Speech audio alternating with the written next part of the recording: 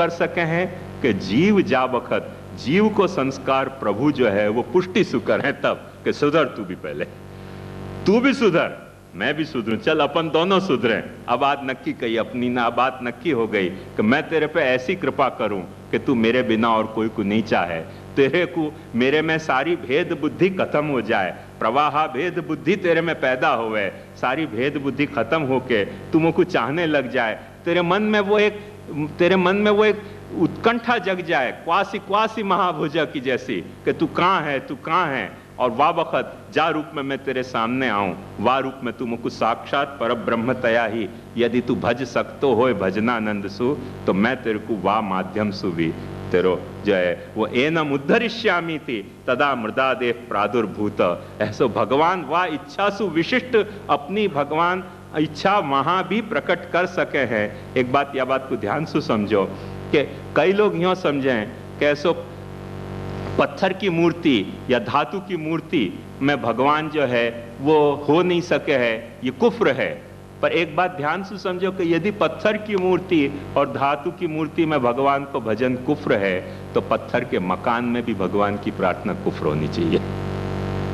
तो पत्थर के मकान में भी भगवान की प्रार्थना कुफ्र होनी चाहिए। पत्थर के मकान और ये चीना पट्टे ईंट के मकानन में से भगवान के सामने सिर झुकाना भी जो है वो भी कुफ्र होना चाहिए। फिर तो कोई सिर भी कोई ऐसी जगह झुकाना चाहिए कि जहाँ बहिष्ठ हो, यहाँ पत्थर ईंट में बंद सिर क्यों अपन झुका रहे हैं। और पत्थर ईंट के मकान में यदि अपन सिर झुका रहे हैं और अपन वहाँ की प्रार्थना कर रहे हैं और वो रहीम है, यदि वो करीम है, वो सुन सके है, तो ऐसी कैसी वहाँ की लिमिटेशन है कि पत्थर की मूर्ति में वो सुन नहीं सके, पत्थर की मूर्ति में वो अपनी सुन नहीं सके बात, पत्थर की मूर्ति में इतना यदि वो कमजोर है तो मतलब फिर वहां में तो बहुत बड़ी कोई कमजोरी है। ये कमजोरी अपन नहीं माने हैं, अपन वाकु सर्व समर्थ माने हैं कि वो सर्व समर्थ है। यदि वो कोई मकान में आ सके है तो ऐसे वो कोई मूर्ति में भी आ सके है, यदि वो मूर्ति में नहीं आ सके है तो वो मकान में भी नहीं आ सके है। अपन या कॉन्सेप्ट से चले हैं, ये वाकई सामर्थ्य के विषय में भी परमानंद प्रकट हो रहे है।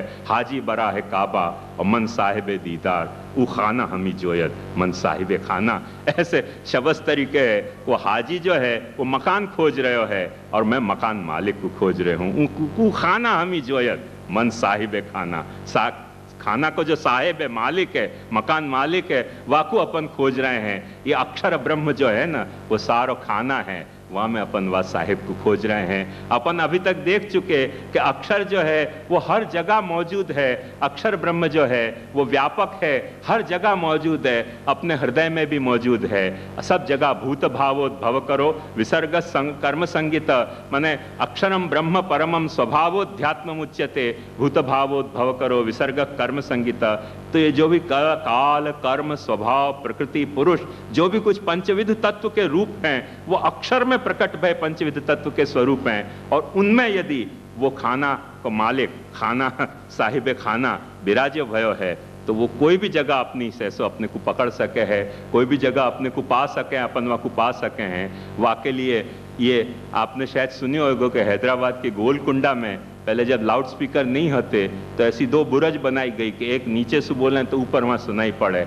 पर इतनी वाकू सिस्टम की जरूरत नहीं है, बिना सिस्टम के वो सब जगह सुन सके है। अपाणी पादो जवनो ग्रहीता पश्यत्य चक्षु शृणोत्य कर्ण विश्वतश्चक्षु ऋत विश्वतो मुख विश्वतस्पाद स बाहुभ्याम धमति संपतत्रे द्यावा भूमि जनयन देव का। सब जगह वा के कान हैं, सब जगह वा की आंख हैं, सब जगह वा की नाक है, सब जगह वा के मुंह हैं, सब जगह वा के पैर हैं, सब जगह वा के हाथ हैं। वो यदि चाहे तो कोई भी जगह से अपनी सेवा, अपना भाव, अपनी भक्ति, अपना समर्पण स्वीकार कर सके।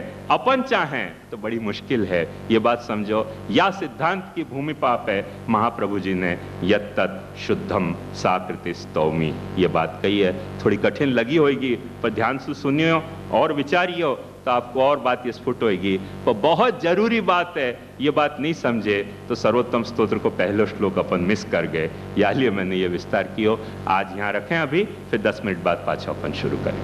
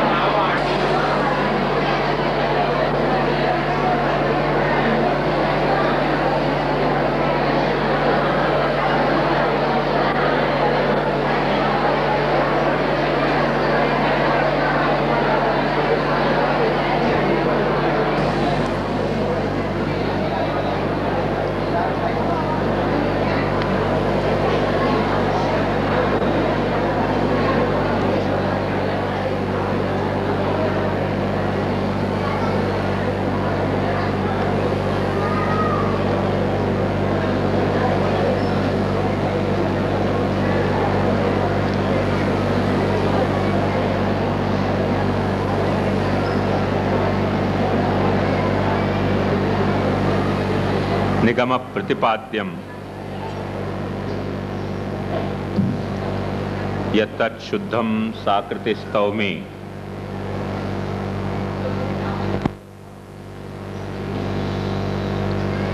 अपन ने सुनाई दे रहे हो ना आप लोगों को? हाँ,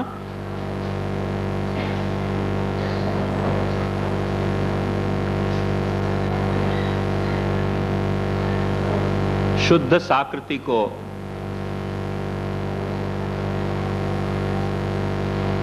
पद को क्या महत्व है समझने को प्रयास कियो।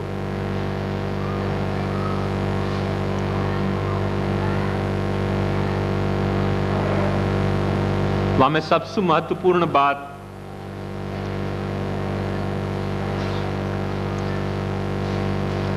ध्यान से जो समझने की है वो यही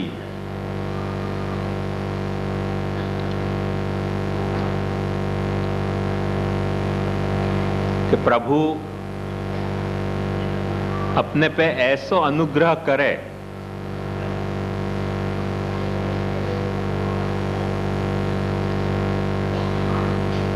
कि जा अनुग्रह के कारण अपने में प्रभु के प्रति वह तरीके की निश्चल निष्काम भक्ति प्रकट होवे कि जा भक्ति के कारण अपने में भेद बुद्धि को विलोपन हो गए। एक बात ध्यान से समझो, भेद को विलोपन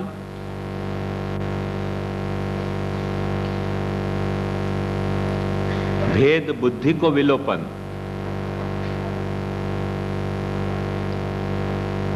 और भेद भाव को विलोपन।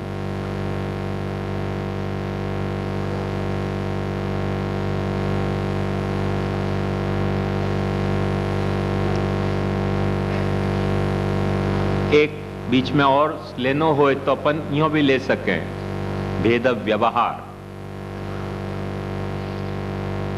क्योंकि अपन जा तरीके के प्राणी हैं वह तरीके के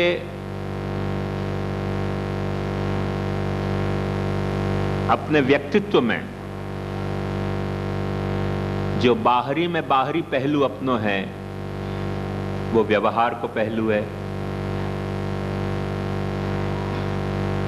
और भीतर के दो पहलू अपने हैं, एक बुद्धि और एक भाव। तो भेद भाव, भेद बुद्धि, भेद व्यवहार ये सब तो अपने तरफ से आती भाई बातें हैं और भेद अपने तरफ से आती भाई बात नहीं है।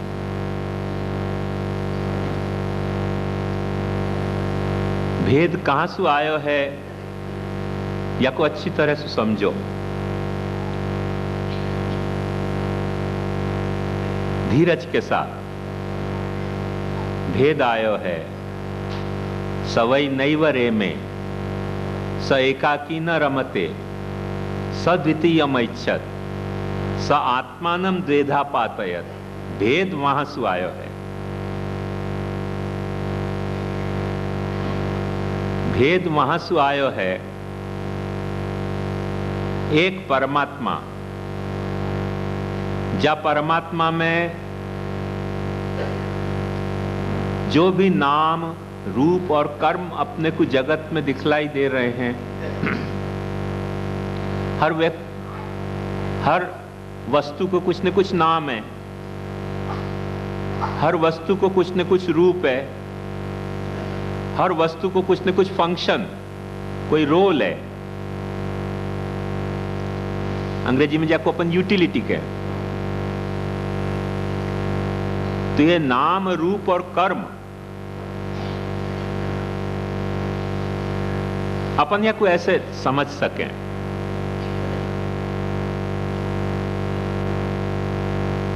कि एक पेड़ पे थड़ को कोई एक रूप है, और वो जो रूप है वाको अपन एक नाम दे रहे हैं थड़। वह थड़ पे जो डालियां फूट रही हैं उनको कोई दूसरा रूप है, नाम भी वाको अपन डाली कह ही रहे हैं। उन डालियों पे उगते भय पत्ताएं, उनको एक अपना रूप है और नाम। ऐसे ही फल फूल जो भी उग रहे हैं, इन सबको अपना अपना कुछ रूप है, कुछ नाम है और कुछ कर्म भी है। जैसे ध्यान से देखो कि आम अपन खा सके हैं, आम खा सकें करके अभेद बुद्धि करके कोई आम की डाली खावे तो खा पाएगा? नहीं खा सकेगा। आम को रूप अलग है, डाली को रूप अलग है। और आयुर्वेद तो मेरा विषय नहीं है, मगर जो कोई जानकार हो वो बता भी सकते हो कि आम खाने से क्या होगा और डाली खाने से क्या होगा। तो उनके कर्म भी अलग अलग हैं। तो ये खिले भय वृक्ष में तो अनेक नाम, अनेक रूप, अनेक कर्म अपने को प्रकट दिखलाई दे रहे हैं। पर जो खिले भय वृक्ष नहीं है और जो बीज है, वह बीज में तो सारे नाम, सारे रूप, सारे कर्म बीजात्मना रहे भय हैं, सूक्ष्म रूप से रहे भय हैं। क्योंकि यदि वो रूप वहां में नहीं है तो नियति नहीं रह जाएगी कि आम की गुटली से आम भी उगे, फिर तो केला भी उग सकेगो और सफरचंद भी उग सकेगो। तो जो बीज में नाम रूप कर्म रहे भय हैं सूक्ष्मतया, वही वृक्ष रूप में खिल रहे हैं।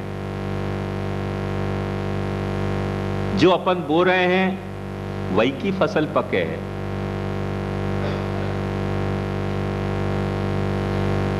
तो जो बीज है वहां में सारे नाम रूप कर्म की विविधता सिमटी भई है, केंद्रीभूत है।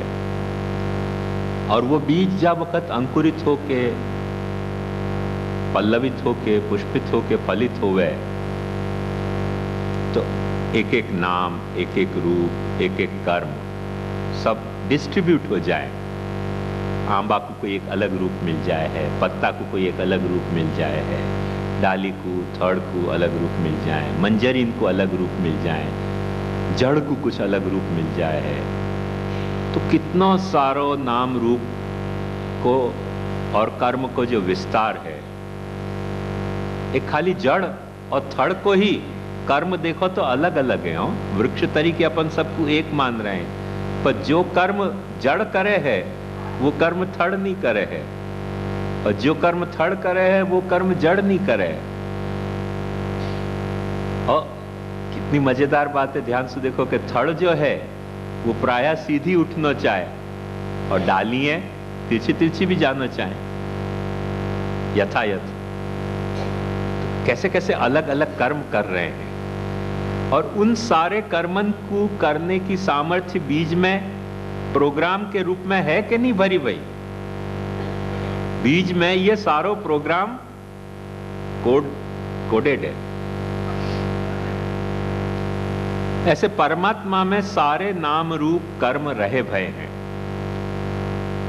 और प्रकट होने के बाद उन नाम रूपन में भेद प्रकट हो जाए है कि जो आम है वो पत्ता नहीं है, जो पत्ता है वो डाली नहीं है, जो डाली है वो थड़ नहीं है, जो थड़ है वो जड़ नहीं है। ये भेद प्रकट हो गया। मगर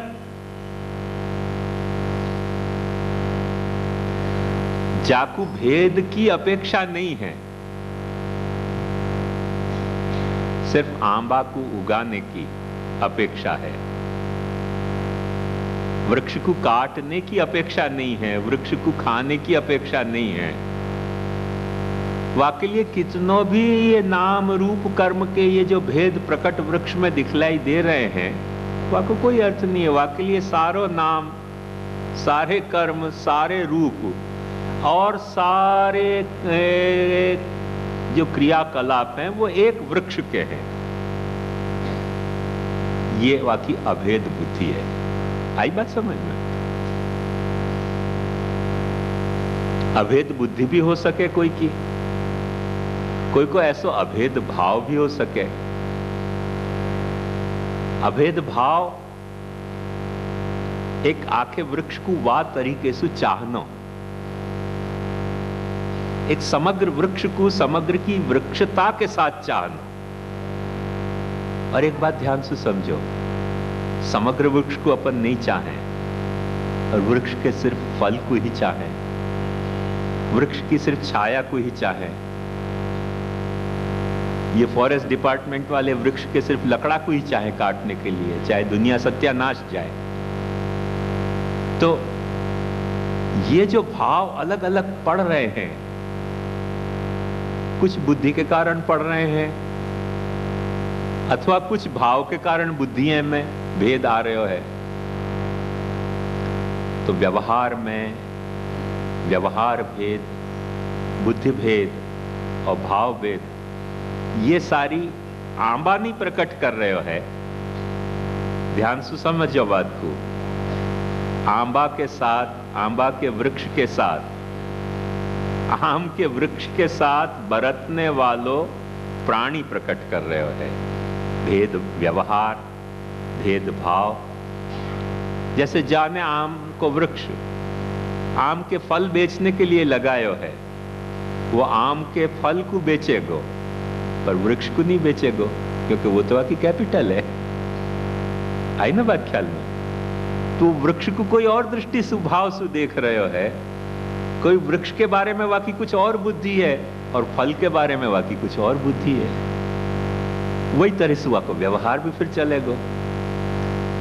बेचे भाई आम को कोई खावे, फेंके, थूके, कुछ करे, वाकू कोई दिल में दर्द नहीं होएगो। और आम के साथ थोड़ी भी छेड़खानी भाई मारा मारी पे तैयार हो जाएगा। तो देखो व्यवहार बदल गया ना। तो भेद को व्यवहार, भेद को भाव, भेद की बुद्धि, ये सब तो जो आम के वृक्ष के साथ बरत रहे है वाके द्वारा पैदा किए हुए चक्कर है। और जो भेद है नाम रूप कर्म को, वो वाने नहीं प्रकट कियो है, वो तो वृक्ष के बीज में से अपने आप फूट्यो है। एको हम बहुश्याम प्रजा ये यज्ञ। ये बात बराबर साफ आई ना आपके समझ में? ऐसे ही परमात्मा में सु अनेक विध नाम रूप कर्म के भेद प्रकट भय हैं, जिनको न तो अपन प्रकट कर सके हैं और न जिनको अपन मिटा सके। वो अपने इच्छा से प्रकट भय नहीं है और न अपने इच्छा से वो विलुप्त हो सके हैं, मिटाए जा सके हैं। पर वाके बावजूद परमात्मा रूपी ये वृक्ष, परमात्मा रूपी बीज, ये जगत रूपी वृक्ष के रूप में खिल्यो है। जा बखत वा बखत आपके पास ये सामर्थ्य परमात्मा के द्वारा प्राप्त वही है कि आप चाहो तो भेद को व्यवहार करो, भेद भाव मत रखो, भेद बुद्धि मत रखो, फिर भी भेद को व्यवहार कर सको। चाहो तो भेद को व्यवहार भी मत करो और भेद बुद्धि रखो, व्यवहार अभेद को रखो। तीनों साइड आपकी खुली हैं। जो रखनो हो सो रखो, जो नहीं रखनो हो सो मत रखो। ये तीनों साइड आपकी खुली हैं। वृक्ष क्या कर रहेगा वहां में?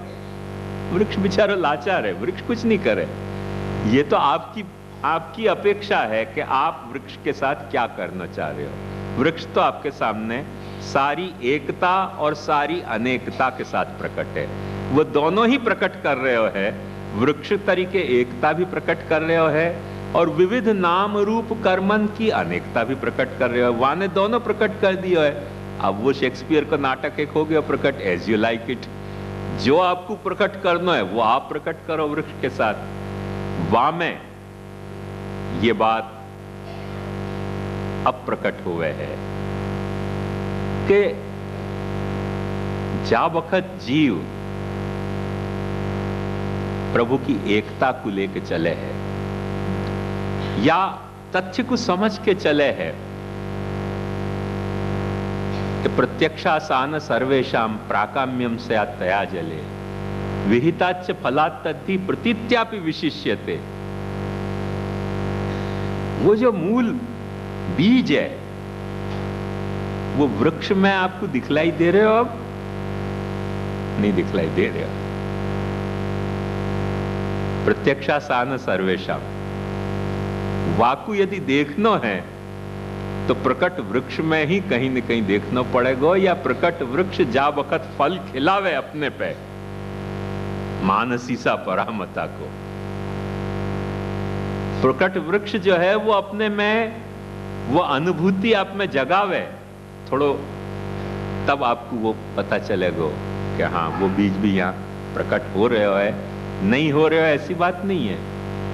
और एक बीज में कितने बीज को प्रकट करने की सामर्थ्य है। एक बात ध्यान से समझो फिर सो कि वो सिर्फ नाम रूप कर्म के जो भेद प्रकट कर रहे हो है वो फल पत्ता डाली थड़ जड़ के ही भेद प्रकट नहीं कर रहे हो है, बीज में सु बीज भी प्रकट हो रहे हो है, या तरीके का कोई एक पूरा चक्र है जो प्रकट हो रहे हो है वृक्ष की हकीकत में। और ये जो मैंने आपको भक्तोद्धारक और सर्वोद्धारक की जो कथा बताई, ये बात या तरह से समझने की है कि जो प्रभु है वो प्रभु अपने स्वरूप में से भी स्वरूप प्रकट करे है। प्रभु अपने स्वरूप में से भी प्रकट करे, जैसे आंबा को वृक्ष जा बीज से उग्यो है वह बीज को फिर से अपने में से प्रकट कर सके है आम को वृक्ष, या तरह से प्रभु अपने जो ये रूप है कार्य रूप उनमें से भी जो कार्य रूप है उनमें से भी अपना कारण रूप भी प्रकट कर सके है। ये सब कार्य रूप है कि नहीं। आम को जो थड़ है, आम की जो डाली है, आम को जो पत्ता है, आम के जो फल है, मंजरियां, ये सब वाकई कार्य रूप हैं। और इन हर कार्य रूपन में एक कारण रूप भी जितनी जितनी आपको अपेक्षा हो उतने उतने कारण रूप पाछे प्रकट हो सके हैं। नहीं हो सके हैं ऐसी बात वृक्ष के साथ नहीं है, तो अपन प्रभु के साथ व्यर्थ में क्यों ऐसा अत्याचार समझें कि प्रभु प्रकट नहीं हो सके हैं विषय में। यदि यही थड़ पे, यदि यही डाली पे, इन्हीं पत्तान के बीच में, इन्हीं आम के फल में आम की गुठली भी प्रकट हो सकती हो, तो चित्त को आश्वस्त रखना चाहिए कि यही विषय में वो परमानंद भी फिर प्रकट हो सके है। मूल ये बात अपने को समझनी पड़ेगी। और यह बात को महाप्रभु जी अनुग्रह कह रहे हैं। ये अनुग्रह है। अनुग्रह का मतलब क्या? वृक्ष की आपने खूब सेवा करी, नहीं सेवा करो तो वो भी नहीं प्रकट करेगा। आपने सेवा नहीं करी वृक्ष की तो वृक्ष करेगा प्रकट? वृक्ष भी मुरझा जाएगा। आप कह रहे हो कि हमने अपने घर में ठाकुर जी पधरा लिए ब्रह्म संबंध लेके और हम सींच रहे हैं तनु वित्त जासु मंदिर के ठाकुर जी को, तो बेचारा मुरझाए से गो, सांझ से ही बुझा सा रहता है, दिल है गोया चिराग मुफलिस का। पर आप अपनो वृक्ष जो आपने अपने आंगन में उगायो है, बाकी थोड़ी परवरिश करो, बाकी परवरिश करो, बाकी मिट्टी हिलाओ, बाकी खाद दो, वाकु कोई काटे नहीं, वहां में कोई कीड़ा नहीं लगे ट्रस्टी को, ऐसी सारी सावधानियां बरतो। सावधानी बरतो, फिर देखो वो भी बीज उगावे के नहीं, वो भी फल उगावे के नहीं, बड़े बड़े स्वादिष्ट फल भी उगा देगो, बड़े बड़े बीज भी पाछे प्रकट हो सकेंगे। ये सारी सामर्थ्य वहां में है, पर थोड़ी आपको भी करनी पड़ेगी, वहां की सेवा करनी पड़ेगी वृक्ष की। बिना सेवा के वृक्ष अनुग्रह नहीं करेगा और बिना अनुग्रह के वृक्ष की आप सेवा नहीं करोगे। तो ये एक चक्र है, एवं प्रवर्तितं चक्रम नानुवर्तयति हय अघायुरिंद्रिया रामो मोघम पार्थस्य जीवति। एक देवान, भगवान ने गीता में यह बात को कही है कि देवान भावयता नेन ते देवा भावयन्तु व परस्परम भावयन्त श्रेयः परम अवाप्स्यत इष्टान भोगान ही वो देवा दास्यन्ते यज्ञ भाविता तैर दत्ता न प्रदायेभ्यो यो भुंक्ते तेन एव स असमर्पित वस्तु नाम तस्मात् वर्जनमाचरेत् निवेदि भी समर्प्यैव सर्वम कुर्यात् इति स्थिति। ये वाकी परवरिश है। बात आई ना ख्याल में? ये वाह वृक्ष की परवरिश है। ये परवरिश अपन जा वक्त करेंगे कि जब अपन वा की या तरह से परवरिश कर रहे हैं वृक्ष की, फिर वो भी अपनो सेवक, जब आपने वा के सामने अपनो सेवकत्व प्रकट की हो तो वो वृक्ष भी अपनो स्वामित्व आपके सामने प्रकट करेगा कि तू तो मेरो सेवक है। पर आप वा के सामने सेवकत्व नहीं प्रकट करो तो कैसे स्वामित्व प्रकट करे? भाई सेवक फकत प्रकट हो तो सेवकत्व और स्वामित्व जो है वो ऐसी कथा नहीं है कि एक तरफा को संबंध होए। सेवकत्व और स्वामित्व दुतरफा को संबंध है। कहां से प्रकट होएगो को स्टार्टिंग पॉइंट कहां से लानो? एक बात है ना, जैसे एक बात समझो कि पति पत्नी जो संबंध है वो दुतरफा को संबंध है। गुरु शिष्य को जो संबंध है वो दुतरफा संबंध है। दोस्त दोस्त को जो संबंध है वो दुतरफा संबंध है। संतति और माता पिता को जो संबंध है वो दुतरफा संबंध है। भाई भाई को जो संबंध है वो दुतरफा संबंध है, एक तरफा संबंध नहीं है। तो एक साइड से यदि कोई आदमी एक कुछ काम कर रहे हो है तो वो संबंध प्रकट नहीं होएगो। दोनों साइड एक दूसरे को कोऑपरेट कर रहे हैं, ये दोनों एक दूसरे से कोऑर्डिनेट हो रहे हैं, तब वो संबंध प्रकट हो जाए। तो ऐसे ही अनुग्रह और भक्ति और अनुग्रह जब एक दूसरे से कोऑपरेट करने लगे, एक दूसरे से कोऑर्डिनेट होवे, तब जाके वहां में फलता प्रकट होवे। वाके बिना वहां में वो फलता प्रकट नहीं होवे। वो वृक्ष आपके यहाँ आ गयो, विराजो होएगो, मिश्री अरोग तो होएगो, नागरी अरोग तो होएगो, और बहुत लफड़ा भयो तो कुछ कभी कभार भूले भटके अंसकड़ी अरोग लेते होएगो। पर असमर्पित वस्तु नाम तस्माद वर्जनम आचरेत निवेदि भी समर्प्यैव सर्वम कुर्यात्। या तरीके को सेवकानाम यथा लोके व्यवहार प्रसिद्ध्यति तथा कार्यम समर्प्यैव सर्वेषां ब्रह्मता तथा। वो ब्रह्मता की जो दिव्यता है वो प्रकट करने के लिए तो दुतरफा संबंध होना चाहिए। और वो दुतरफा संबंध कैसे स्थापित करना? यदि वो दुतरफा संबंध स्थापित कैसे करना, आप कैसे करोगे शुरुआत की? क्योंकि आप कहोगे कि वो अनुग्रह नहीं करे तो हम भक्ति क्यों करें, वो कहोगे कि तुम भक्ति नहीं करो तो हम अनुग्रह क्यों करें। अब ये तो हस्त मिलाप को चक्कर हो गया ना कि पहले वर हाथ बढ़ावे कि कन्या हाथ बढ़ावे। अब दोनों जिद पकड़ के बैठ जाएंगे, भाई तू पहले हाथ बढ़ा तो मैं ऐसा हाथ बढ़ाऊं। अब वो तो बाट ही देखते रहे कि पहले आप और ट्रेन छूट सके। लखनऊ की वो मजाक कहवावे कि वो इतनी तहजीब बढ़ गई कि उनने कही हुजूर पहले आप, उनने कही नहीं हुजूर पहले आप, उन्होंने कही नहीं ऐसा कैसे हो सकता है हुजूर पहले आप, ऐसा हो ही नहीं सकता हुजूर पहले आप चढ़िए। वो आप चढ़िए, आप जब ट्रेन चली गई वहां को क्या पहले आप और पहले आप में। तो यह बात को अच्छी तरह से समझो कि ये जो अपन बाट देख रहे हैं कि पहले आप और पहले आप, तो पहले हुजूर आप कृपा प्रकट करिए थोड़ी सी तब भक्ति करें। वो कह रहे हैं कि हुजूर पहले आप थोड़ी सेवा तो प्रकट करो तब कृपा प्रकट करें। अब या को निराकरण आवे तो कैसे आ सके, कैसे निराकरण आवे? कोई निराकरण को उपाय होना चाहिए। महाप्रभु जी कह रहे हैं कि भाई दोनों एक साथ बढ़ के ब्रह्म संबंध में क्यों नहीं जुड़ जाओ? ब्रह्म संबंध करना सर्वेशान देह जीव हो। महाप्रभु जी जो कह रहे हैं कि तुम ऐसो तुलसी लेके आ जाओ, वाकु मैं तुम्हारे यहाँ पुष्ट करके पधरा दूं, तुम जो है वो समर्पित होके आ जाओ, वो पुष्ट होके तुम्हारे यहाँ आ जाए, दोनों को एक साथ पधरा दूं। या तरीके को निर्गुण भाव को उपदेष्टा अपना महाप्रभु है। यह बात समझो कि जा वक्त पहले आपकी जो है वो दोनों की जो है वो अनुनय विनय चल रही है, महाप्रभु दोनों को पकड़ के कह रहे हो दोनों ही चढ़ जाओ ना एक साथ, दोनों एक साथ। जब आप पहले और पहले आप चल रहे हैं, महाप्रभु कह रहे हैं दोनों एक साथ। अपन कैसे गिलेंडर हैं कि नहीं दोनों एक साथ नहीं, पहले आप। अपन ऐसे गिलेंडर है, बहुत बदमाश है अपन, साधारण नहीं है। वैसे महाप्रभु जी ने पुष्टि मार्ग में आ गए पर बदमाशी अपन को सब प्रवाह मार्ग किया हुआ है। तो अपन कह रहे हैं कि नहीं, पहले आप अनुग्रह करो तब कुछ होवे बात, नहीं तो हम क्या कर सके, जीव शू करी सके। कितना बड़ो दैन्य, जीव में सामर्थ्य क्या और बड़ो दैन्य आ गयो। बड़ा सब बात की सामर्थ्य हो, यही बात की सामर्थ्य नहीं, धंधा की सामर्थ्य, छीना झपटी की सामर्थ्य, सारी लफड़ान की सामर्थ्य, पर यह बात की सामर्थ्य नहीं। मैंने हम एक वक्त एक गांव गए, वहां गांव में एक ने हमको कही कि अब महाराज आए तो ब्रह्म संबंध दे जाओ।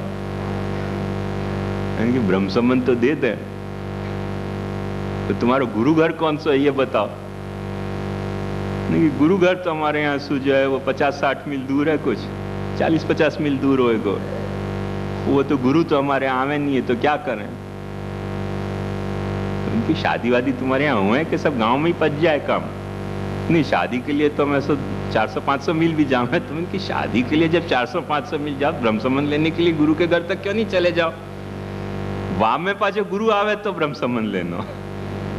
शादी के लिए को तो बेंगलोर भी चक्कर मारी आवे, और शादी के लिए अमेरिका से आजकल आवे कि फलानी तारीख को जो है वो फलाने भाई अमेरिका में फलानी सर्विस करते भाई 3 दिन के लिए बंबई आ रहे हैं, जितनी लड़की को शादी करके चलना है वो आके शादी कर जाओ।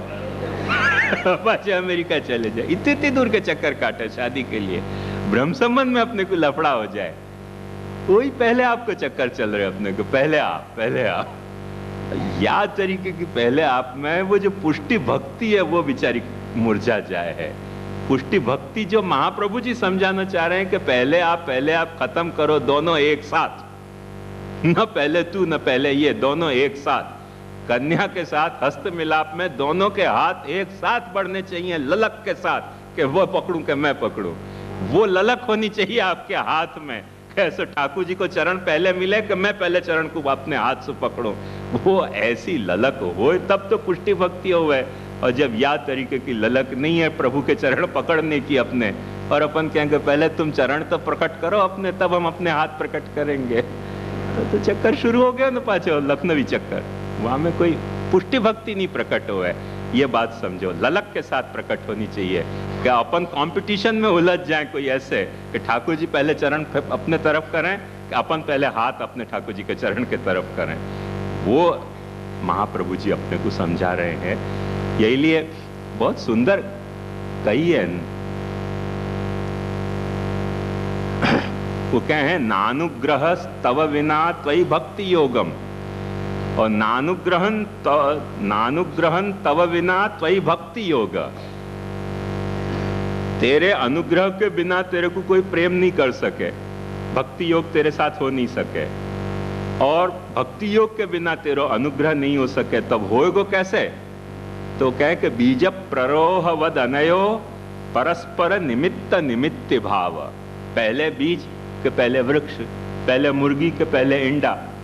अब जब अपन या उलझन में फंसेंगे तो हर मुर्गी को एक प्रकट होने के लिए अंडा चाहिए, और हर अंडा को प्रकट होने के लिए मुर्गी चाहिए, हर बीज को अपने प्रकट होने के लिए एक वृक्ष चाहिए, और हर वृक्ष को प्रकट होने के लिए एक बीज चाहिए। और कहीं भी आपने पहले आप शुरू कर दी तो दोनों खत्म हो जाएंगे। और चक्र चलतो रहो, एवं प्रवर्तितन चक्रम नानुवर्तयति हय। वो चक्र को आप चलाते रहोगे कि हर बीज में से एक वृक्ष प्रकट हो रहे है, हर वृक्ष में से आप हर वृक्ष की आप ऐसी सावधानी, ऐसी परवरिश करो, ऐसी सेवा करो कि वहां में से बीज प्रकट हो रहे हो, तो चक्र चलतो रहेगो। तो पहले आपको चक्कर वहां में शुरू नहीं होएगो। ये बात अपने को ध्यान से शुरू करनी चाहिए। या बात को महाप्रभु जी साकृति के मैंने महाप्रभु जी एक बहुत सुंदर बात कहे हैं कि जगत को सिर्फ ब्रह्म को कार्य तरीके जानने से ये चक्र शुरू नहीं हो सकेगा। क्योंकि जब अपन जगत को ब्रह्म को कार्य के रूप में जानेंगे तो ब्रह्म अपने सामने कारण के रूप में एक तटस्थ आ जाएगा, भाई मेरे से जगत पैदा हो गया। जैसे उपनिषद वर्णन करे, यतो वा इमानि भूतानि जायन्ते ये न जातानि जीवन्ति यत् प्रयन्ति अभिसंविशन्ति तद् विजिज्ञासस्व तद् ब्रह्म। कारण रूप से आप जगत को आपने ब्रह्म को सिर्फ कार्य मान्यो तो आपको ब्रह्म को ज्ञान हो सके, ब्रह्म की भक्ति नहीं हो सके। महाप्रभु के भक्ति कैसे होगी? महाप्रभु के भक्ति तो तब होगी कि जब जगत को आप ब्रह्म की लीला के रूप में समझो, तब भक्ति हो जाएगी। क्योंकि जब आपने ये लीला मानी कि जगत ब्रह्म की लीला है, तो वो लीला को बोध जो है वो आपके और भगवान के बीच में, ये पहले आपको चक्कर खत्म करके दोनों लीला के भाग लेने वाले, एक नायक या नायिका समझ लो, या भगवान या भक्त समझ लो, एक लीला चल रही है भक्ति की, एक ऐसी भक्ति की लीला चल रही है कि जहां में एक भगवान है और एक भक्त है। वो लीला प्रकट हो जाएगी। और वो लीला कब प्रकट होगी? कि जब ये सारे जगत को आप लीला मानो तब। जब आपने सारे जगत को लीला नहीं मानी तो आप ब्रह्म को ज्ञानी हो सको हो, पर कृष्ण के भक्त नहीं हो सको। तो कृष्ण भक्त होने की पहली शर्त महाप्रभु जी कह है, कैसो श्री कृष्णम परमानंदम दशलीलायुतम सदा सर्व भक्त समुद्धारे विस्फुरंतम परन्नुम। वो श्री कृष्णम परमानंदम दशलीलायुतम सदा सर्व भक्त समुद्धारे विस्फुरंतम, वो भी तल पापड़ हो रहा है। सर्व भक्त समुद्धारे विस्फुरंतम, ऐसे तैयार बैठे हुए है कि कौन हाथ बढ़ावे मेरे चरण की तरफ, कि मैं अपने चरणवा की तरफ बढ़ा दूं। तो सर्वभक्त समुद्धारे विस्फुरंतम, और वो आपके हाथ कृष्ण के चरण की तरफ बढ़ेंगे कब? तो महाप्रभु जी की पहली शर्त बता रहे हैं कि समझ लो अच्छी तरह से समझ लो कि तुम सिर्फ कार्य नहीं हो, तुम सिर्फ अंश नहीं हो, तुम सिर्फ जो हो वो जीव ही नहीं हो, तुम जो हो वसु तदात्मक हो, और वो तुम वाक्य तदात्मक भक्त हो, और वो तुम्हारो तदात्मक भगवान है। और ये एक लीला प्रकट हो गई है। श्री कृष्णम परमानंदम दशलीलायुतम सदा। उपनिषद ने जाको उत्पत्ति स्थिति और संहार, या उत्पत्ति स्थिति और लय के रूप में त्रिविध वर्णन कियो। भागवत ने यही लिए, वह त्रिविध जो है सो कृति को ब्रह्म की, या त्रिविध कर्म को भागवत ने त्रिगुणित करके, दशविध लीला करके, त्रिगुणित से भी ज्यादा करके दशविध लीला के रूप में प्रकट करके, अत्र सर्गो विसर्गश्च स्थानम पोषणम ऊतय मन्वंतरेशानुकथा निरोधो मुक्तिराश्रय करके दशविध लीला के रूप में वाकु प्रस्तुत करके, और अपने को यह समझाना चाहे कि यदि तुम्हारे में ये बोध सहजता से प्रकट हो जाए कि ये सब कुछ लीला है, तो तुमको हाथ बढ़ाने में जरा भी तकलीफ नहीं होगी। क्योंकि ध्यान से समझो, लीला जा वक्त अपन कह रहे हैं, वह वक्त एग्जैक्टली अपन वही बात कह रहे हैं कि तदात्मक भी है और महात्म्य भी है। लीला में तू और मैं भले एक हों। जैसे लीला, एक बात ध्यान से समझो कि लीला कहीं चल रही है, तो जो व्यक्ति समझो दोनों दोस्त ही हों, पर लीला में समझो कि एक जो है वो भगवान बन गयो और एक भक्त बन गयो, तो लीला तो वैसे ही करनी पड़ेगी ना। अपनी रास लीला हुए तो एक बात ध्यान से समझो कि सब ब्रजवासी लड़का हुए, पर एक कृष्ण बन गए हो तो वो कृष्ण ही है लीला में। जो स्वामिनी जी बन गई वो स्वामिनी जी है, जो गोप बालक बन गए वो गोप बालक हैं, और जो गोपियां बन गई वो गोपी हैं, जो मनसुखा बन गए वो मनसुखा है। लीला में वो वही तरह से है, और बाकी तो सब ब्रजवासी हैं। तो लीला में वो तादात्म्य भी है, ब्रजवासी तरीके सब एक हैं, पर जा वक्त रास लीला शुरू भई, वह वक्त जो कृष्ण बन गयो, तो वाकई तो अपन यो थोड़ी कहे कि नाटक हो रहा है। ये तो मूर्ख लोग समझे कि नाटक हो रहे हो। आज वाकू नाटक के तरह पेश किए जा रहे हो, अपन तो वाकू भी लीला की तरह ही ले हैं। लीला तरीके ले करके रास लीला के स्वरूप की अपन आरती करें, रास लीला के स्वरूप को दंडोत करें, रास लीला के स्वरूप को अपन ऐसो अरोगावें, सब कछु करें। क्यों या लिए करें? क्योंकि अपन वाकू लीला के रूप में ले रहे हैं। लीला के बाहर सब कछु निर्दोषम ही समम ब्रह्म, सब ब्रजवासी हैं, पर लीला जैसे ही शुरू भई वह वक्त फिर स्वरूप जो है वो साक्षात कृष्ण है, और जो वही ब्रजवासी को स्वरूप जो है वो साक्षात स्वामिनी है, और वही में कोई ब्रजवासी को स्वरूप जो है वो गोपी है, कोई गोप है, कोई मनसुखा है। तो ये बात अपने को ध्यान से समझनी चाहिए कि लीला को जो बोध है वो एग्जैक्टली वही बोध है कि तादात्म्य होते हुए भी जहां महात्म्य करनो है वहां ही महात्म्य करनो है, सब जगह महात्म्य नहीं करनो है। अभेद बुद्धि होते हुए भी या तरीकों को भेद व्यवहार निभानो। अभेद बुद्धि के साथ भेद व्यवहार निभाना, वही तो लीला की खूबसूरती है कि भेद व्यवहार अपन निभा रहे हैं कि वो स्वरूप है कृष्ण है, और भेद बुद्धि अपनी अभेद है। ये पांचवी बात विरुद्ध धर्माश्रय की हो गई ना कि अभेद बुद्धि है तो भेद व्यवहार कैसे? भाई ये बात अपन नहीं समझेंगे तो लीला चलेगी कैसे? यदि अपन ने व्यवहार अभेद कर दियो तो लीला कैसे चलेगी? तो व्यवहार में तो अभेद हो ही नहीं सके, बुद्धि में अपने को अभेद है कि सब कछु स्वरूप है, सब कछु ब्रजवासी हैं। वह बात को समझते हुए भी भाव अपन भेद तो रखेंगे ही कि नहीं, कि जो ठाकुर जी ने जाने ठाकुर जी को स्वरूप को मुकुट धारण किया वो ठाकुर जी है, जाने साड़ी धराई वो जो है वो स्वामी जी है, जाने गोप को वेश धारण किया वो गोप है, जाने गोपी को वेश धारण किया वो गोपी है। भाव अपन वैसा नहीं करेंगे और अपन निरंतर यही भाव करते रहेंगे कि नहीं ये सब ब्रजवासी हैं, ये सब ब्रजवासी हैं, सर्वं खलु इदं ब्रह्म, सर्वं खलु इदं ब्रह्म, सब कछु ब्रह्म है। तो सब कछु ब्रह्म है तो यार मैं ही कौन सा ब्रह्म नहीं हूं? सभी ब्रह्म है, फिर मुझको तेरे भजन की जरूरत क्या? ये देखो एग्जैक्ट जो बुद्धि है वो बुद्धि अभेद की होते भय भी भेद व्यवहार और भेद भाव रखना बहुत डेलिकेट बात है, क्योंकि लोग ऐसे समझे कि भेद बुद्धि है तो भेद व्यवहार होएगो, भेद बुद्धि है तो भेद भाव होएगो। तो अपन यूं कह के नहीं, अभेद बुद्धि रखते भय अपन भेद व्यवहार और ऐसा भेद भाव करेंगे। ये जात की कोई अपने कंसेप्ट है या कि बड़ी नाजुक या कोई नाजुक स्वभाव है, वो को गुलाब की तरह पकड़ना नहीं आयो ना और मार मचड़ के पंखुड़िन से पकड़ लियो, डंठुल से नहीं पकड़ो तो गुलाब ये जो है ना वो मुरझा जाएगा। आपको पकड़ना आना चाहिए, कि पकड़ आनी चाहिए कि आपको पकड़ेंगे अपन कहाँ से? अतस्तु ब्रह्मवादे न कृष्णे बुद्धिर विधीयताम, वो ब्रह्मवाद अभेद बुद्धि को ब्रह्मवाद है, और वो कृष्णे बुद्धिर विधीयताम, कृष्ण में ये महात्म्य बुद्धि को विधान करो, कृष्ण में ये जो है वो भगवत बुद्धि को विधान करो, कृष्ण में पुरुषोत्तम बुद्धि को विधान करो, कृष्ण में परमात्म बुद्धि को विधान करो। काय सु विधान करो?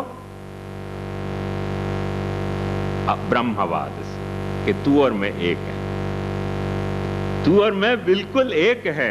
अतस्तु ब्रह्मवादे न कृष्ण बुद्धिर विधीयताम, या तरीके को जब आपने कुछ डेलिकेसी निभाई तब तो महाप्रभु जी की बात समझ में आ सके, और ये डेलिकेसी आप नहीं निभा पाए तो महाप्रभु जी क्या कहना चाह रहे हैं अपने को समझ ही नहीं आएगी बात।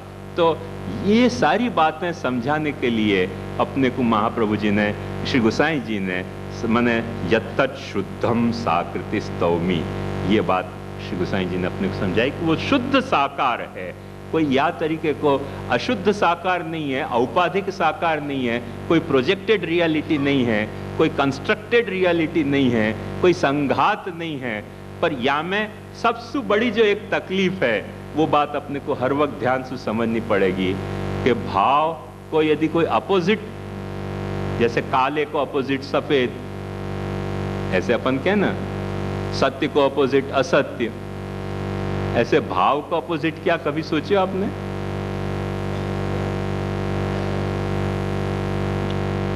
भाव को अपोजिट होवे दंभ, दंभ कियो और भाव खत्म, दंभ नहीं कियो तो भाव ठीक है। भाव को दुनिया में कोई अपोजिट है ना, कर्म अपोजिट नहीं है, क्योंकि भाव ऐसी चीज है कि कर्म को निभा जाएगा, भाव ऐसी चीज है ज्ञान को निभा जाएगा। भाव आपको भेद को है और ज्ञान अभेद को है तो भाव को कुछ झगड़ा नहीं होएगा। पर दंभ कर रहे हो तो भाव को वही वक्त आपने श्राद्ध कर दियो। दंभ मत करो।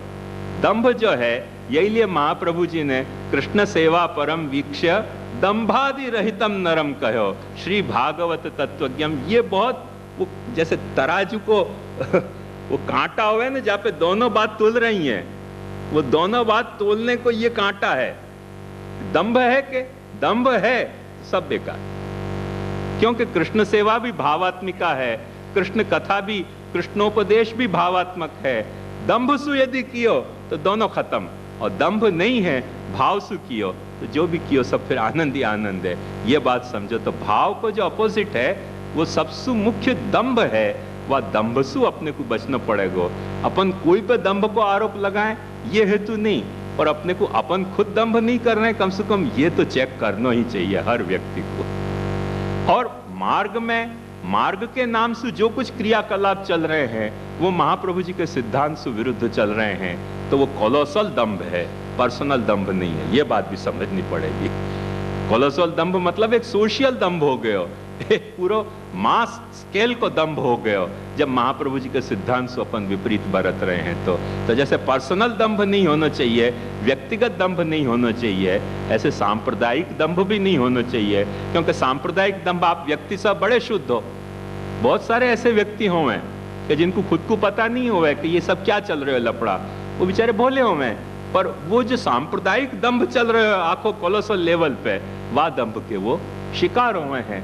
तो वो अपने को बात सुधारनी पड़ेगी, क्योंकि दंभ अपन ने कियो, चाहे व्यक्तिगत स्तर पे चाहे सांप्रदायिक स्तर पे, तो वो भाव के लिए सीधो विघातक हो जाए है। दंभ जो है वासु अपने को बचना चाहिए। दंभ नहीं करेंगे तो ऐसे महाप्रभु जी के सिद्धांत को तोड़ने की, जो माने छोड़ने की आवश्यकता क्या है। महाप्रभु जी ने कहीं अपने सिद्धांत या तरह से प्रस्तुत नहीं किए कि जहाँ में जीव के सामर्थ्य को विचार नहीं किए होए, काल की करालता को विचार नहीं किए होए, सारे पहलुओं को महाप्रभु जी ने विचार किया है।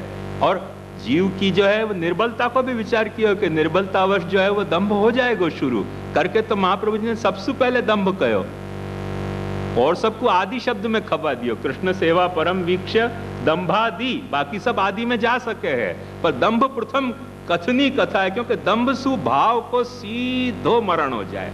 दंभ कियो और भाव गयो, अदंभ वही भाव है, निर्दंभ वही भाव है करके। जहां भागवत को पाठ की भी बात महाप्रभु जी ने कही तो निर्हेतुकम अदंभत, वहां भी पाछे महाप्रभु जी निरंतर दंभ ही दंभ को रिफर कर रहे हैं, क्योंकि दंभ हर वक्त भाव को महान विघातक है। और सब चीज जो है वो संभाली जा सके हैं, पर दंभ को संभाले नहीं जा सके, क्योंकि दंभ जो है ना वो ब्रह्म राक्षस हो है। ब्रह्म राक्षस को सामर्थ्य पता है, और जितने राक्षस हो ना वो अपने सामने आवे तो यूं कहें कि अपन गायत्री बोले तो राक्षस भाग जाए। तो ब्रह्म राक्षस क्या है कि ब्राह्मण जो गिलिंडर काम करके राक्षस होवे ना, वो ब्रह्म राक्षस हुए। तो वाह के सामने अपन गायत्री बोले तो वो अपने सामने गायत्री बोले, वो भगे नहीं पाचो, ब्रह्म राक्षस है वो। तो ये ब्रह्म राक्षस जो है ना, वो दंभ जो है वो अपने पुष्टि भक्ति के भाव में ब्रह्म राक्षस है, जाको उपाय बेचारे महाप्रभु जी के पास भी नहीं है, करके सिर्फ प्रयत्न ही कर रहे हैं महाप्रभु जी के, भाई निर्हेतुक अदंभता करो, कथा करो तो दंभहीन करो, सेवा करो तो दंभहीन करो, उपदेश दो तो दंभहीन दो। दंभ करोगे तो सारी बात खत्म होगी, क्योंकि महाप्रभु जी भी वाको उपाय कहां सुलावे दंभ को, क्योंकि जो कह रहे हैं वही पाछो करे, और दंभ सु करे तो वाको उपाय कहां से हो सके करके निरंतर महाप्रभु जी भी मुझको लगे कि घबराए भय हैं थोड़े। तो ऐसे मैंने महाप्रभु जी ने उपदेश दियो है, चिंता कापी न कार्या निवेदितात्म भी कदापि थी, भगवान अपनी पुष्टिस्थो न करिष्यति लौकिकिंच गतिम। पर महाप्रभु जी के सारे ग्रंथ देखो ना तो दंभ की चिंता महाप्रभु जी को बेचारे को निरंतर सता रही कि यार मेरे मार्ग में सब दंभिये ही न घुस जाए कहीं, कि मेरे ही वचन उनको श्राद्ध करके और मेरा ही उपयोग करें। तो दंभ की चिंता निरंतर महाप्रभु जी को सता रही। ग्रंथ देखो तो पता चलेगा कि दंभ जो है वो भाव को सबसे बड़ो विघातक श्लोक है। या के लिए आज मैं से सोच रहे तो कि क्या ये दंभ को महात्म्य क्या है, तो मुझको यह एक बड़ा मजेदार श्लोक मिलो, मैं खास आपको सुनाने के लिए लायो। सुनने लायक श्लोक है। कवि ये अपने भर्तृहरि जो वह हैं उनने ये दंभ के बारे में बहुत एक मजेदार श्लोक कहो है। वो कहें कि विद्यारंभो न दंभो, विद्यारंभो न दंभो विधिरपि यजुषाम नैव दंभो कदाचित। ये विद्या पढ़ना कोई दंभ नहीं है, और ये यज्ञ याग आदि की जो विधि है ये भी कोई दंभ नहीं है। विधिरपि यजुषाम नैव दंभो कदाचित, श्वास स्तंभो न दंभो, अपन प्राणायाम कर रहे हैं वो भी कोई दंभ नहीं है। बड़ी अच्छी बात है। व्रत विधि नियमो नापि दंभस तपोवा, तुम कुछ एकादशी व्रत कर रहे हो या कोई और तप कर रहे हो तो वो भी दंभ नहीं है। विज्ञाय ज्ञान दंभो, क्या सुंदर श्लोक है। या कोई कविता को मजा लो तो देखो मजा आएगी कि विज्ञाय ज्ञान दंभो वितरणम अधिकम नापि दंभो धनानाम। तुमने ज्ञान करके और ऐसो ज्ञान को दंभ कियो तो कहें वो भी दंभ नहीं है। और वितरणम अधिको नापि दंभो धनानाम, धन को बांटना भी दंभ नहीं है। पर शरत क्या है? भावे नैके न हीनम निखिलमिदम हो दंभ मुद्राम वहमा। भावहीन होने पे ये सारे दंभ प्रकट हो रहे हैं, बाकी इनमें से कोई आइटम ऐसा सच दंभ नहीं है। यदि भाव के सहित तुम कर रहे हो तो पढ़ रहे हो भाव के सहित तो दंभ नहीं है, यज्ञ कर रहे हो भाव के सहित तो दंभ नहीं है, तप कर रहे हो भाव के सहित तो दंभ नहीं है, योग तप कर रहे हो भाव के सहित तो दंभ नहीं है, ज्ञान दे रहे हो ज्ञान ले रहे हो तो दंभ नहीं है, धन दे रहे हो धन ले रहे हो तो दंभ नहीं है। पर भावे नैके न हीनम, जब तुम्हारी निष्ठा या में नहीं है या कर्म में, जो कर्म तुम कर रहे हो वह कर्म में तुम्हारी निष्ठा नहीं है और दूसरे को दिखाने के लिए अपन दर्शन खोल रहे हैं ठाकुर जी के, अपन अपनो आनंद लेने के लिए ठाकुर जी के दर्शन नहीं कर रहे हैं। दूसरों आवे दूसरों देखे दूसरों मनोरथी बने, तब निखिलमिदम हो दंभ मुद्राम वहाम, तब शुद्ध दंभ, दंभ और दंभ है। भावे नैके न हीनम निखिलमिदम हो दंभ मुद्राम वहाम, ये बात अपने को खास समझनी चाहिए। तो सबसे बड़ी आवश्यकता इतनो जो सारी, आप समझो एक ध्यान से मेरी बात समझो कि इतनी जबरदस्त सिस्टम जो महाप्रभु जी ने खड़ी की, इतने सारे विविध विविध दर्शन और विचारन के रहते भय, वह दर्शन की इतनी जबरदस्त सिस्टम में भी ये एक ऐसो अंत प्रविष्ट चौर है, मंजा को पंच मागी के हिंदी में, घर में अपने घुस के और घर को तोड़ दे। बाहर से घर को तोड़े तो अपन वहां के साथ मारा मारी कर सके, पर घर में घुस के घर को तोड़े वह को कैसे अपन क्या करें? तो दंभ ऐसी खतरनाक चीज है कि घर में घुस के घर को तोड़ दे। तो या दंभ को सावधानी अपने को रखनी बहुत जरूरी है। और महाप्रभु जी के संप्रदाय में दंभ की पहली शुरुआत हुए है महाप्रभु जी के वचन को अनादर। पहली शुरुआत महाप्रभु जी के वचन के अनादर से शुरू हुए है। क्यों? कि आप क्या करो। मेरे को एक भाई ने एक दिन कही कि आप हमको ब्रह्म संबंध दे दो। भाई मैं ब्रह्म संबंध कैसे दूं, सेवा नहीं करो तो अनके आप कौन चिंता करने वाले हो? आपको काम है ब्रह्म संबंध दे देना और फिर हम और ठाकुर जी समझ लेंगे। कि तुम और ठाकुर जी समझते हो वहां में मेरे कुछ भी नहीं बिगड़ा है। ब्रह्म संबंध लेने की जरूरत क्या है तुमको? ठाकुर जी और तुम जब समझते हो मियाँ बीबी राजी, तो क्या करेगा काजी? मेरे को ब्रह्म संबंध देने की जरूरत क्या है? तुम और ठाकुर जी आनंद से समझ लो, मेरे को क्यों पार्टी बना रहे हो बीच में? महाप्रभु जी के सिद्धांत सु जहां ब्रह्म संबंध देनो प्रसक्त होवे वहां ही ब्रह्म संबंध देना चाहिए। और वो यदि प्रसक्त नहीं हो, तुम हमको ये कह रहे हो कि हमको ब्रह्म संबंध दे दो, हम ठाकुर जी समझ लेंगे, तो समझ ही लो ना आपस में। मेरे को काय को बीच में डाल रहे हो? माने तुम जो दंभ करना चाह रहे हो वहां में तुम मेरे को भी और पार्टनर बना रहे हो कि फिर तेरी भी चुप और मेरी भी चुप। तू दंभ कर तो कर आनंद स्वामी, मेरे कुछ नहीं बिगड़े, तो मेरे को क्यों पार्टनर बनावे तेरे या फ्रॉड के बिजनेस में? ठाकुर जी को ही फ्रॉड कर दो। तो ये जो है ना, ये दंभ बहुत खतरनाक चीज है।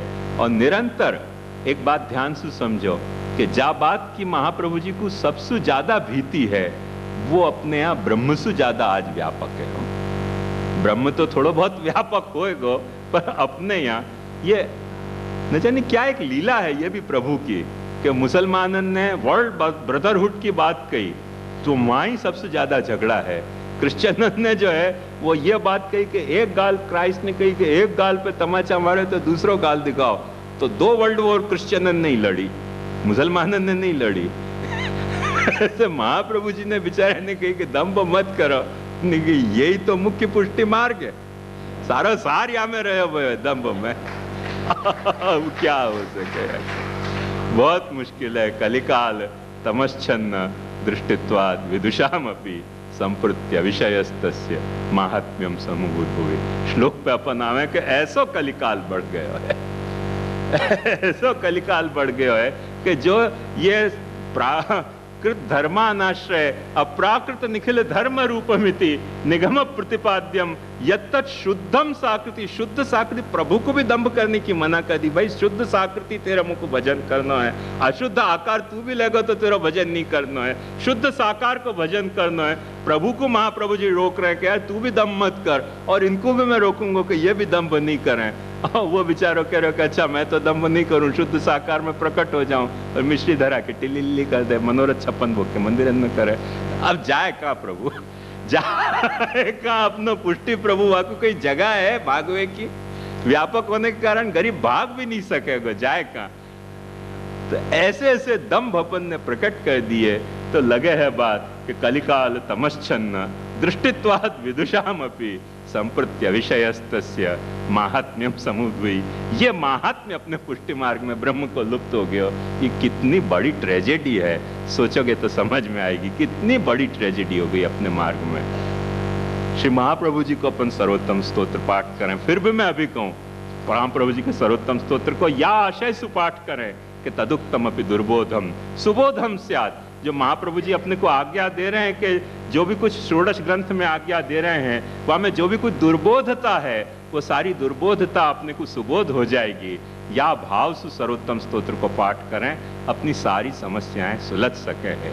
कलिकाल तमश्चन्न, कलिकाल पे महाप्रभु जी क्या कह रहे हैं ये थोड़ा अपन सोच के और फिर टीका को भी लेंगे आगे। महाप्रभु जी बहुत सुंदर बात कहे हैं कि कलिकाल एक काल है, द्वापर एक काल है, त्रेता एक काल है और सतयुग जो है वो एक काल है। ऐसे 4 कालन में काल को चक्र विभक्त है।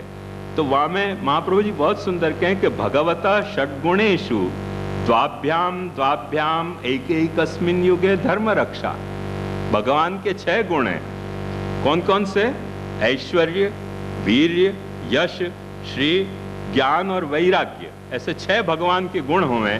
अपने गए साल इन गुणन को काफी चिंतन किए तो स्फुरत कृष्ण प्रेमामृत के प्रायः हर श्लोक में ऐश्वर्य, वीर, यश, श्री, ज्ञान, वैराग्य के गुणन को अपन ने चिंतन किए तो उन्हीं गुणन को रिफर करके महाप्रभु जी कह रहे हैं कि द्वाभ्याम द्वाभ्याम एकैकस्मिन् युगे धर्म रक्षा।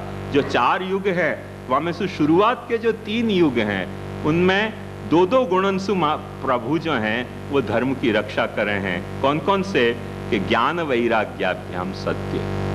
सतयुग में प्रभु अपने ज्ञान और वैराग्य को एटमॉस्फेयर ऐसा प्रिवेलिंग रखे हैं कि धर्म रक्षा हो जाए। हर व्यक्ति समझदार है, हर व्यक्ति विरक्त है, और हर व्यक्ति नहीं तो एवरेज व्यक्ति समझदार है और एवरेज व्यक्ति विरक्त है। या के लिए वाह युग को नाम सतयुग है।